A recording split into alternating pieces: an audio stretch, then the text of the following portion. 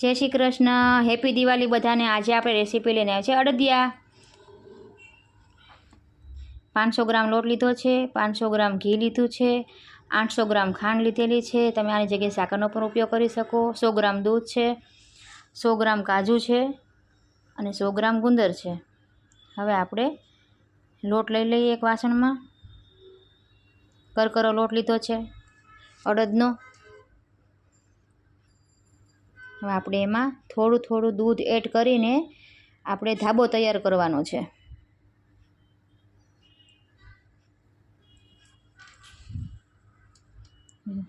હવે આપણે ધાબો દઈ દઈએ બરાબર।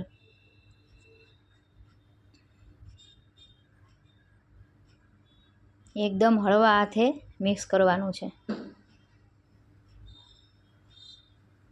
બરાબર। આમાં દૂધ મિક્સ થઈ જશે। થોડું પાછું દૂધ લઈ લઈએ।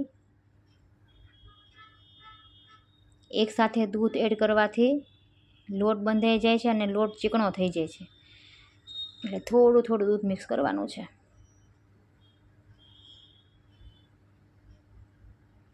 આમ કરવાથી એકદમ દાણેદાર અડદિયા તૈયાર થાય છે।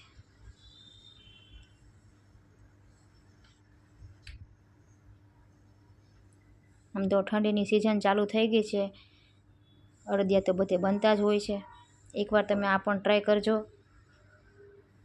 પાછું દૂધ મિક્સ કરીને થોડું મિક્સ કરી દઈએ છીએ બરાબર। આમ બે હાથે મિક્સ કરવાનું છે, એટલે એક એક દાણામાં દૂધ મિક્સ થઈ જાય।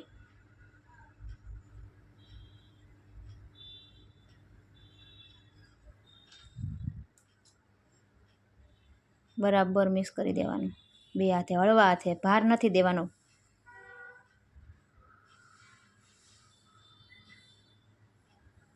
આમાં મોણ જરાય એડ નથી કરવાનું, ખાલી દૂધથી જ ધાબો દેવાનો છે। હવે આપણે એને બરાબર દબાવીને 10-15 મિનિટ માટે એને આપણે ઢાંકી દઈએ। 15 મિનિટ થઈ ગઈ છે। હવે આપણે ચેક કરી લઈએ। એકદમ મિક્સ થઈ ગયું છે બરાબર। લોટમાં દૂધ સરસ મિક્સ થઈ ગયું છે। હવે આપણે એને એક વાસણમાં લઈ લઈએ અને આ જ વાસણમાં લોટ ચાળી લઈએ। જે આપણે ઘઉં ચાળવાનો ચાયણો હોય છે એમાં આપણે ચાળી લઈએ।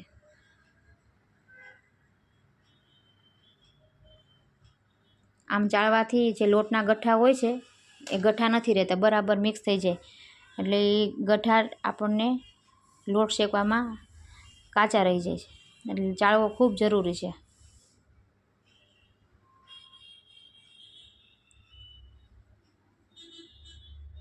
બરાબર ચાળી લઈએ।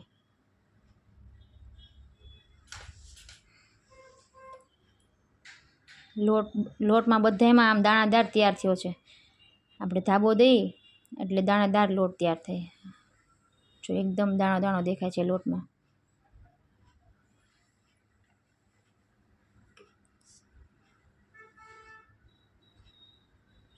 સરસ તૈયાર થઈ ગયો છે લોટ। આપણે શેકી લઈએ।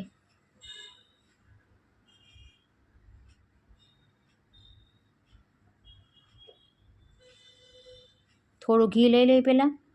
એકસાથે ઘી એડ નથી કરવાનું, તો શેકાતા પણ વાર લાગશે। થોડું થોડું ઘી એડ કરવાનું છે આપણે।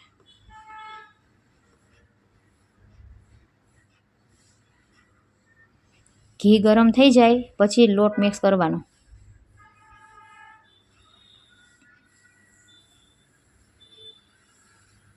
લોટ મિક્સ કરી દેવાનો છે।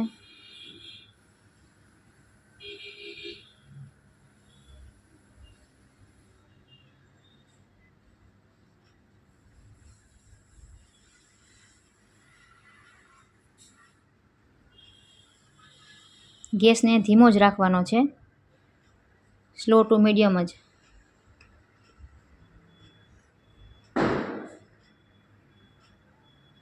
બધું લોટ મિક્સ કરી લેવાનો ઘીમાં। 25થી 30 મિનિટ તો આરામથી થાય છે લોટ શેકવામાં। થોડીક વાર લાગે છે પણ સરસ તૈયાર થાય છે। અડદિયામાં મેન ખાસિયત તો લોટ શેકવાની જ છે. થોડીક ઉતાવળ કરી દો આમાં કે તો લોટ શેકાતો નથી, બળી જાય છે લોટ. એકદમ દાણેદાર લોટ દેખાય છે.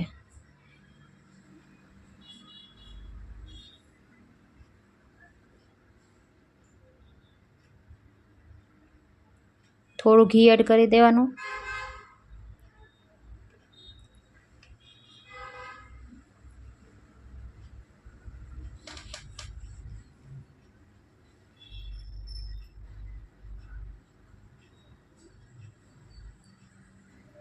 આપણે આમાં માવો મિક્સ કરીએ છીએ પણ એ ઝાઝો ટાઈમ રહેતા નથી અડદિયા, એટલે આપણે માવા વગરના જ બનાવીએ છીએ.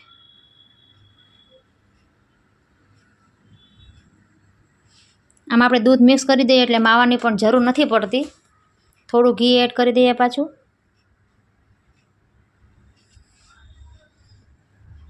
એક સાથે આપણે ઘી બધું એડ કરી દઈએ તો શીરો તૈયાર થઈ જાય છે ને એમાં લોટ શેકાતા બહુ વાર લાગે છે. એટલે આવી રીતે થોડું થોડું ઘી એડ કરવાથી ફટાફટ લોટ શેકાઈ જાય છે. 30 મિનિટ તો આરામથી થાય છે. કન્ટિન્યુ આપણે ચમચો ફેરવવાનો છે. જો બબલ્સ પણ આવી ગયા, સરસ ઘી મિક્સ થઈ ગયું છે આમાં. બબલ્સ આવી જાય ત્યારે જ આપણે થોડું દૂધ એડ કરવાનું. 2 ચમચી દૂધ એડ કરવાનું. એકસાથે દૂધ એડ નથી કરવાનું. પાછું કન્ટિન્યુ ચલાવીએ એટલે જે દૂધનો છે એ દૂધનો માવો બની જાય છે આમાં, અને એકદમ પોચો તૈયાર થાય છે. કદાચ તમારે થોડી ચાસણી વધારે લેવાઈ ગઈ હોય તો દૂધ એડ કરવાથી એકદમ પોચો થાય છે. હવે આપણે આમાં જ ગુંદર એડ કરી દઈએ. જો તમારે અલગથી એડ કરવો હોય તળીને તો પણ વાંધો નહીં, હું આમાં જ એડ કરી દઉં છું. બરાબર ફૂલી જાય છે, મિક્સ થઈ જાય બરાબર. બધો ગુંદર ફૂલવા લાગ્યો છે.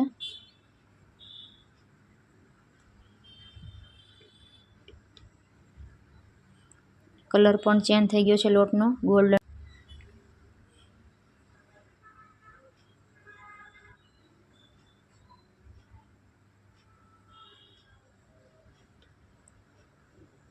ગેસને હજી પણ આપણે સ્લો જ રાખેલો છે.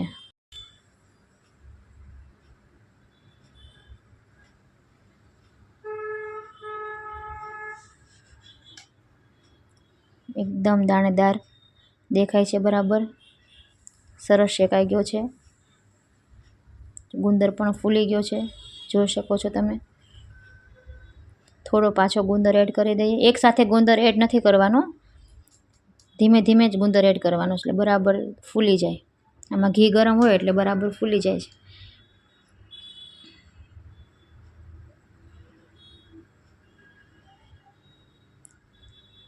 તમે અલગથી ગુંદરને એડ કરીને પણ નાખી શકો. હવે આપણે કાજુ લઈ લઈએ. ને બદામનો ઉપયોગ એટલે નથી કરેલો કે થોડીક બદામ કડક હોય છે. આ જે કાજુ છે એકદમ સોફ્ટ થઈ જાય ત્યારે બરાબર પાકી જાય છે આમાં, એટલે મેં ખાલી કાજુ જ એડ કરેલા છે. હવે આપણે નીચે લઈ લઈએ. નીચે ઉતાર્યા પછી પણ કન્ટિન્યુ ચલાવવાનું છે, એટલે જેથી કરીને નીચે લોટ બેસી ન જાય. હવે આપણે ચાસણી તૈયાર કરી લઈએ.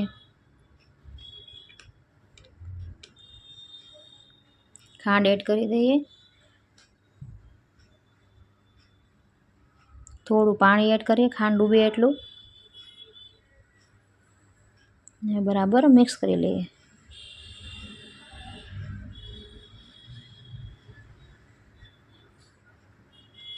આ પણ 15 મિનિટમાં ચાસણી તૈયાર થઈ જાય છે. આપણે આમાં એક તારની ચાસણી બનાવવાની છે.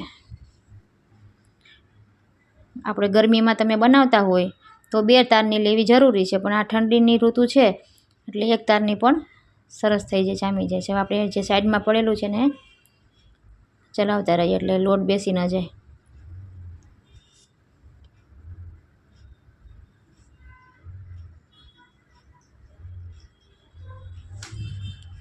તમે ખાંડની જગ્યાએ સાકરનો પણ ઉપયોગ કરી શકો. આપણે ચેક કરી લઈએ. હજી બરાબર ચાસણી નથી રેડી થઈ. હજુ 5 મિનિટ સુધી કન્ટિન્યુ ચલાવવું પડશે.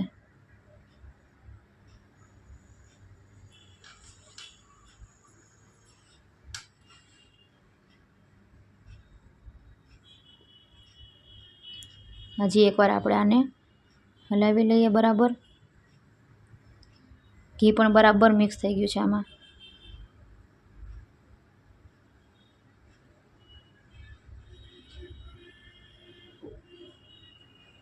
તમે આમાં ગંઠોડા પાવડર કે સૂંઠ કે કાંઈ પણ નાખી શકો, તમારે જે ઓસળિયા નાખવા હોય તે. હું એવું કાંઈ નાખતી નથી. મને આ એક અડદનો લોટ જ સરસ લાગે છે ટેસ્ટમાં. ચેક કરી લઈએ. હજી રેડી નથી થઈ. હજી 5 મિનિટ સુધી ચલાવીએ બરાબર. બબલ્સ આવી ગયા છે. હજી ચેક કરી લઈએ એકવાર.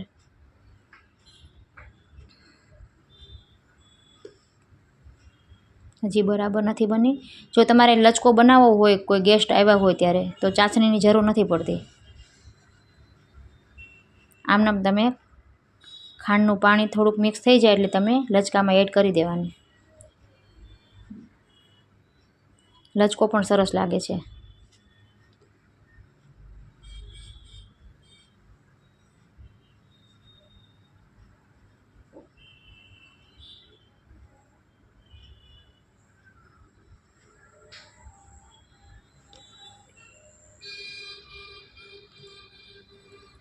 હું ચેક કરી લઈએ.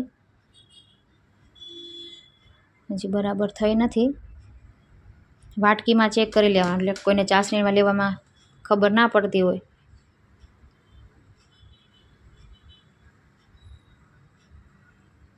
એક તારની લેવાની છે. હજુ આ તાર તૂટી જાય છે. હજી તાર બનતો નથી, વચ્ચેથી તૂટી જાય છે.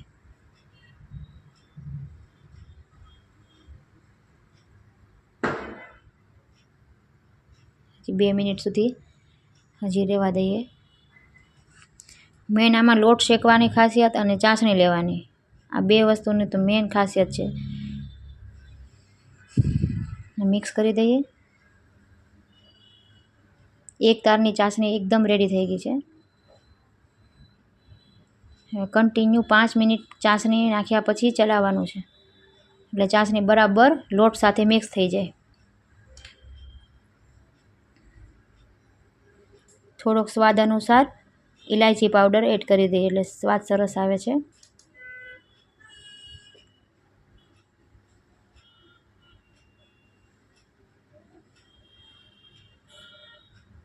ચાસણી નાખ્યા પછી તરત મિક્સ આપણે થાળીમાં કે નથી પાથરવાનું. 5 મિનિટ રહેવા દઈને પછી જ આપણે ચોકીમાં એડ કરવાનું છે, એટલે ચાસણી મિક્સ થઈ જાય લોટ સાથે બરાબર.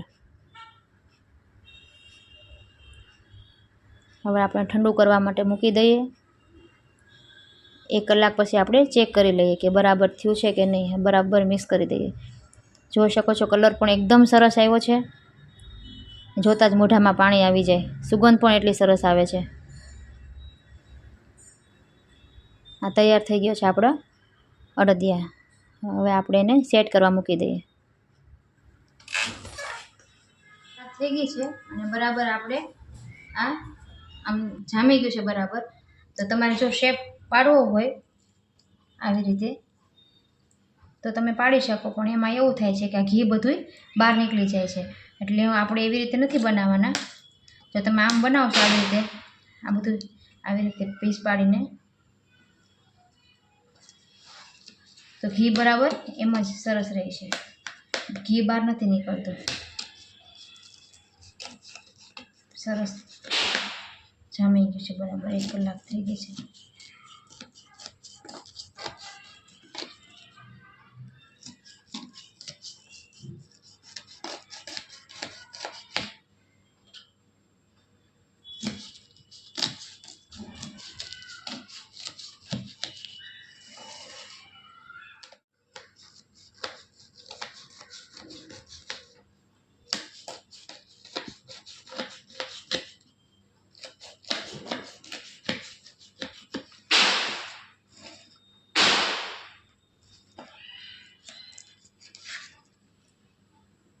તૈયાર છે આપણા સરસ મજાના અડદિયા. હવે આપણે એને સર્વ કરી લઈએ.